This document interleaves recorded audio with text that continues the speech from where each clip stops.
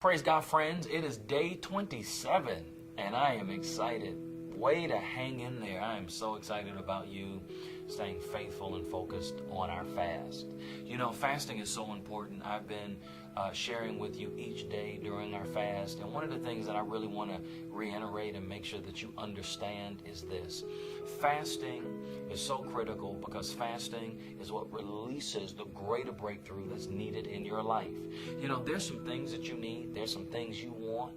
There are some things that you're crying out for and believing God for, and God has them. But often those things won't be released until you fast.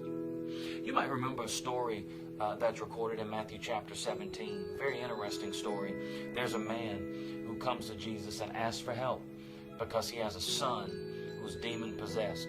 In Matthew 17, it describes the man's son as an individual who has such seizures that the seizures throw him into fire and throw him into water. And when that man gets to Jesus, he says something very interesting.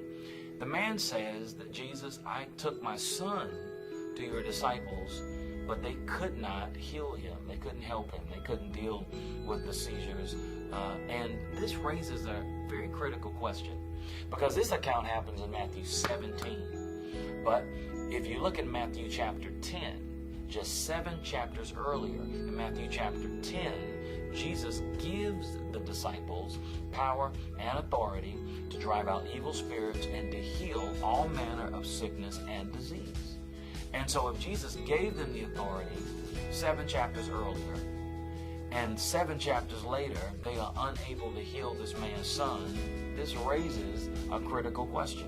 Why couldn't they do it? They asked Jesus that, in fact. After Jesus heals the man's son, the disciples asked Jesus, Jesus, why couldn't we do it? And Jesus says something very, very significant. I don't want you to miss it. Jesus explained to them that they couldn't help the child, he says, because there's some things that will only come out by prayer and fasting. In other words, this boy needed an extraordinary touch from God. He needed something unusual, because his condition was so serious.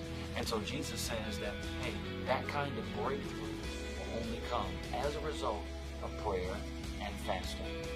This is a very powerful story because it teaches us that there's some things in our life that we will never experience unless we fast. There's some strongholds that will never be broken. There's some victories that will never be won apart from fasting. And I pray, I hope that your level of faith is high right now. Keep fasting, and I promise you, you will see extraordinary breakthrough from God. I promise that. I'm excited about it. I'm still getting testimonies from people that have already received it. So stay in faith, stay focused on the fast, and wait on God to do it for you. Hey, and don't forget, I pray that you would decide to be a kingdom builder. We need your help. There's so many people, just like this man's son, who need the healing touch and the hope that Jesus Christ and only Jesus Christ can provide.